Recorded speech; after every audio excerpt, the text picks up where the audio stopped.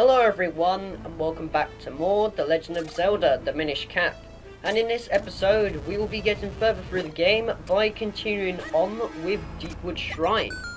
So at the moment, we just want to drag all these mushrooms all the way back so that we can get over to the other side. Very nicely done. But first I want to break these pots because hopefully I will come across a heart, because if you look at the top screen, my hearts, I still got damaged and half of my hearts were lost during the battle. And to be honest, for this episode I am going to be naming enemies and hopefully throughout the rest of the LP as well. These enemies that I am killing here are called Slugulars, which is clear to see why, because they're like slugs and all that. So, in case you were wondering what the enemy names were, that's all it was, they were just Slugulars. And there goes that tune again going off and on, off and on. I do quite like it. I don't know why, I just do. I guess it's just this thing I have with the game.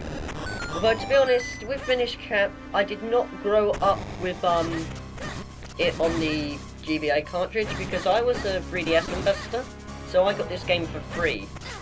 So basically, I didn't buy it at launch or anything, like in 2004. I think it was 2004 when it got released, because I got it in 2011 around December, as part of the 3DS Ambassador program. So, yeah, I'm afraid I didn't really buy it for the Game Boy Advance or anything. I played it the modern way, let's just say. But even so, I enjoyed the heck out of it, and that's why I am LPing it today. And these enemies here, by the way, are called Mulldozers, which is clear to see why, because they sort of move around like bulldozers, and they're bugs, basically. I mean, what do you expect? We are a Minish after all at the moment, because, well, we're small. And that enemy I just took out there, by the way, is called a Pesto. And I don't know why they call it that, but even so. We could get that chest, but it's inaccessible at the moment because we can't swim. And we need to do another thing in order to do it. Now, there's a puzzler. I suspect there's not much more we can do here right now. Let's press on. Perhaps we can work this from another angle later on. I wonder what he's referencing there. Anyway, let's just push these blocks aside, and we will acquire the compass. Use it to find the locations of hidden items. Press start and L. Yes, I know that part of it. So if I show you it, all it basically is if I go to my map, you'll see that we have the compass and the map somewhere at the bottom screen, and that basically just shows where all the chests are. Because with the map, it shows you all the room locations, but now if I go to each floor, we can see where the chests are hidden, so that's useful. So, it's not like in Zelda or NES where you have to use your mind, because you have well, actually, no, you did have a compass and a map in Zelda 1, so I can't really say that, but, they weren't chests, they were just these dots, because that's all the NES could handle. Anyway, let's just go all the way across here, and, oh god, they just suddenly spawned. These guys that I kept referring to as guys, by the way, to be honest, I referred to all of the enemies as guys. They are called puffstools. And we can't really do damage with them with our swords, so we can't kill them yet. And do you want to know the funny thing about this? You know how I say pottery is the best thing you can do in Zelda? Well, check this out. The pot is mightier than the sword. Seriously, we can't kill swords with puffstools, but a pot can. That makes perfect sense. And I think they spawn a heart every time you hit them with, oh, maybe not. I was about to say, I thought they, spawned a heart every time that you throw a pot at them, but of course I was wrong about that. Anyway, let's just go in this door. There's a caterpillar here, but we can't quite get in. And our sword can't penetrate it for some reason. Apparently our sword can't cut through web either. Our sword is pretty useless at the moment, if you ask me. But, aside from that, we have the key that we got before, so how about we open the door and go inside? Okay, this caterpillar that I just called it before, this guy here is called Madapillar. And, he's kind of similar to, say, Wiggler in Super Mario 64, where every time you hit him, he gets a bit mad. So, in a way, it's kind of similar to that. He's quite simple. You just hit him at the nose, and then his heart appears at the bottom for some reason, and you just keep striking at him. Then, of course, watch out where he's moving, and you should be fine. So again, just do the same thing, and that's Madapillar. pretty simply done. It's not really a hard boss, but maybe you should, you know, take a bit of practice and all that. Anyway, with that, we acquire a new item, the Gust Jar. Hold the button to draw things in and release it to fire them out. Set it to A or B on the item screen to use it. So this is a new mechanic. We have a new item that lets us do this. If I apply it with the A button, we can now suck things up. If you ask me, this kind of reminds me of something like, say, Luigi's Mansion. Because you know, like the Poltergust 3000, where he sucks up things. It's kind of similar to that, if you ask me. And either way, I do like this item. It's a shame that it didn't really return in other Zelda games, because I honestly found this really useful. I had a lot of fun just sucking things up, like these webs and all that. So I really didn't see why they didn't bring it back. It's a very good item. Anywho, we want to suck up this web down here first of all though, because when we go down, there will be a piece of heart. Now I just need to collect one more to get an extra heart container. So of course I want to suck up these bits as well. But the funny thing is actually it penetrates through walls for some reason. So again, that's quite useful, you know, if there's like a hidden switch on the other side. So you could use the suction power to penetrate through it.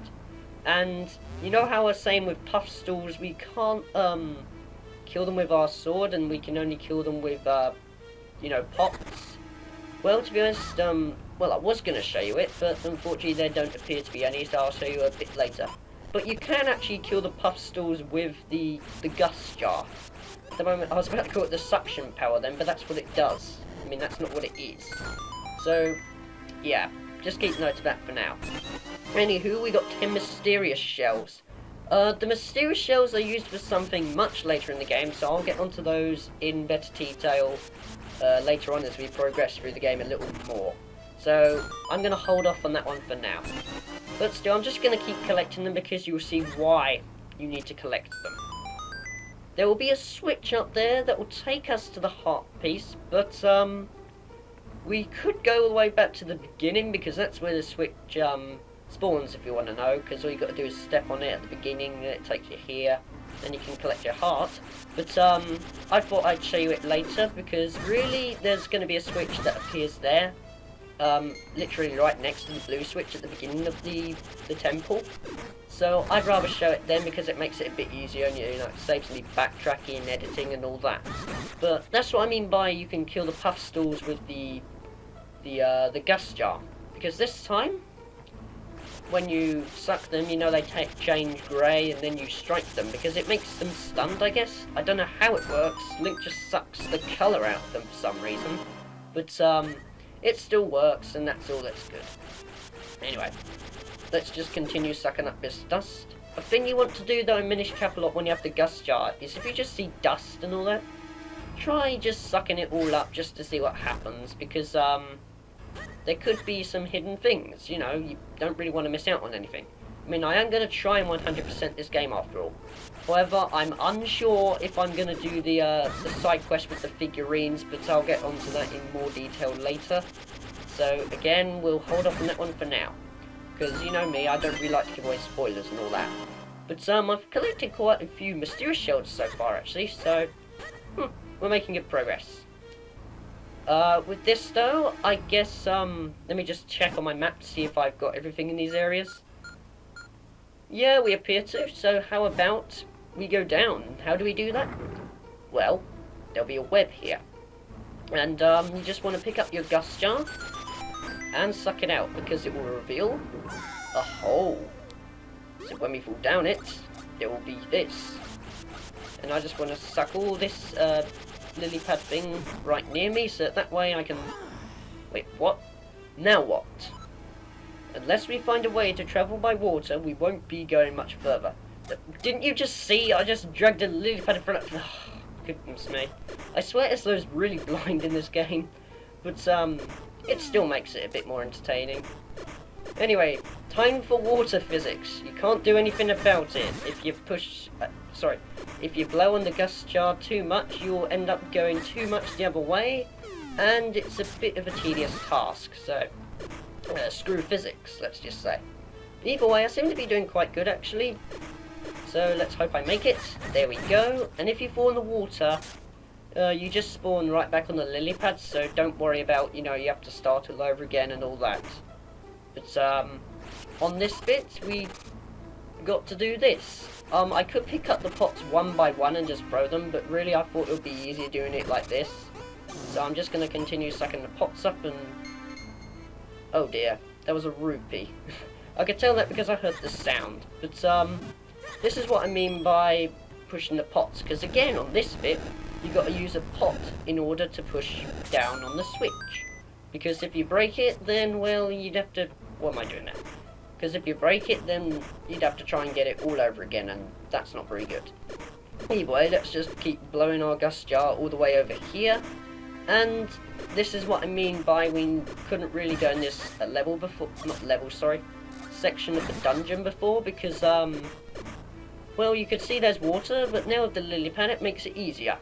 And because I pushed the pot on the switch right there, that means we can acquire the small key. Use it to open locked doors and blocks. You can use it only in this dungeon. I don't know why I'm reading that again, because I read about it before. Sorry if I keep, like, you saw, like, Link there just moving his hands about, but I kind of get mixed up which one is R, because sometimes I press the A button, the R button, because Link right there, if you just press R or stand still, he'll do that. So there may be times in this LP where I'll just click the wrong button as a mistake. But either way, enough of me going on about the controls of the way I'm playing this game. How about we just ignore all these slug killers? Oh, there's only like that much of them. Let's just open the door and see what's in here. Now this is kind of like a puzzle, but it's quite good if you ask me. This is where you got to know how to use the mushrooms. Well, to be honest, you got to know how to use them first of all, but this is the sort of part where you've got to know how to get them, because if you use your gus jar, you can suck yourself all the way over water. So that's useful, if you want to make life a bit easier when trying to go back and all that. But, there I go again, pressing the wrong button, great. I'm going to have to really adapt to this new control method, because I am playing this on an emulator after all. I don't own a capture card or a Game Boy player, or a 3DS capture card, so I can't really record this game through a capture card or anything like that. I can only do it through an emulator. But that's okay, because, well, it comes out in good quality if you ask me. You got the big key. Use it to open big doors. I'm pretty sure that's why they call it the big key, but even so. Now, I'm probably going to have to get the hang of this, instead of calling it a boss key, because that's what they call it in Ocarina of Time and other games like that, but in Minish they call it the big key. I think it's the same in Wind Waker. I haven't really played Wind Waker yet, so I can't really tell, but I'm pretty sure they call it a big key in Wind Waker, so I could be right. But this is what I mean by I didn't really want to backtrack all the way to the end of Deepwood Shrine, because the blue switch here, where I just got the big key, there we go, said it right this time. If I just go back into here, then you could see that the blue switch is right there. So instead of me backtracking all the way to the Deepwood Shrine, going past the statues, I could just acquire it like this. And of course, you've completed a new heart container. Your life energy has replenished and increased. So if you look at the top, we now have an extra heart container, meaning we have 4 heart containers in total. Because you always start with 3. For some reason I think in Skyward Sword you start with 5. But it doesn't really matter because, well, they're making games a bit easier nowadays. Anyway, with that, let's just acquire 20 rupees, meaning we have 65, which is quite useful actually, because we need 80 rupees to get something special, which will make life a bit easier later in the game, but I'll get onto that later. For now, how about we go up here and use this mushroom to take us all the way to the big door. And you'll wonder why we got the big key. That's in order to open the door, because, well, if you think about it, if it's a big door, then the big key's got to be used for something. Anyway, how about we check to see if we've got everything. Okay, there are no chests, so we appear to have nearly 100%ed this dungeon. We just need to take on the boss. So, how about we do that? But for some reason my hearts are full, and I want to do this just for fun. I want to throw these hearts all out of the way and make a track and just leave them there. But let's take on the boss of this dungeon.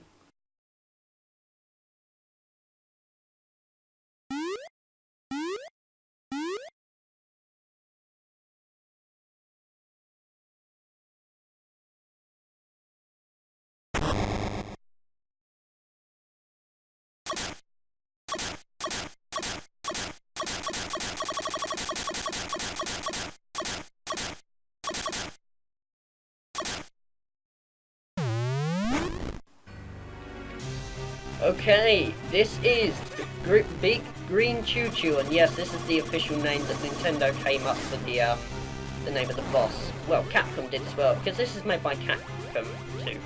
But yeah, Big Green Choo Choo, you just want to suck up his legs, and then when he starts to deflate, he'll fall down and just keep striking him with your sword. It's a pretty simple fight. If you get hit by his attacks, you can use the pots to replenish your health, because hopefully there'll be hearts that come out of them.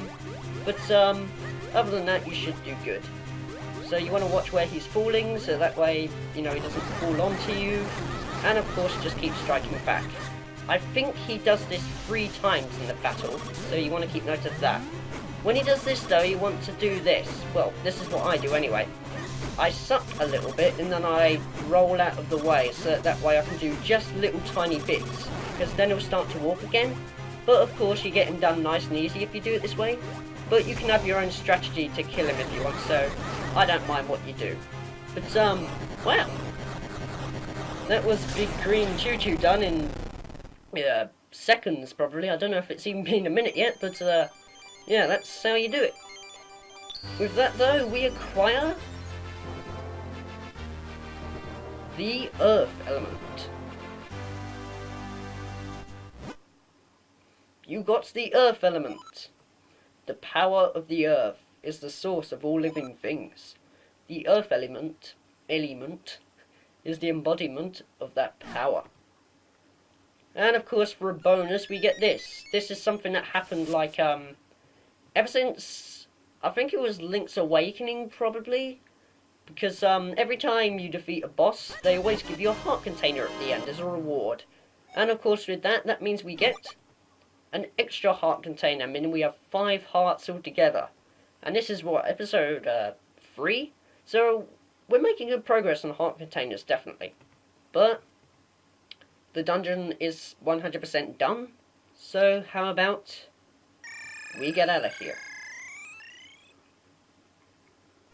Ah, we've got the earth element. You must go tell the elder at once.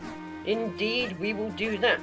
So, of course, with that really dangerous thing to do inside, how about we go, I don't know what to call it, how about we go back? But first I want to talk to Vistari. Yeah, this time I've remembered the names of the characters. You retrieved the earth element from that fiend-infested shrine. Incredible! Humans are amazing creatures. The Elder is sure to be amazed too. Oh, thanks, Vistari. I did my best in trying to save you and all that, and Doom and almost killing myself was, yeah, wasn't that bad. Maybe I should just get out of this sleepy little town and move to the city. Or maybe I should go to the mountains. The folks out there seem to have fun. Cool. Let's see what you have to say. Had you never seen any Minish before you came here? Really? That's so strange. We Minish live all over the place. But with that, how about we do what Ezo told us to do and go talk to the Elder, which is Gentari. So, you have found the Earth element. You are blessed with much courage and strength for one so young. If your conviction holds strong, head to Mount Krenel. There, you will find a man named Malari. Among all the Minish, there is no one more able to repair your sword. If you ask him, I am certain he will reforge your broken Picori blade. I shall send word to him in advance. Travel safely. You are brave, but there are many evils now in the world.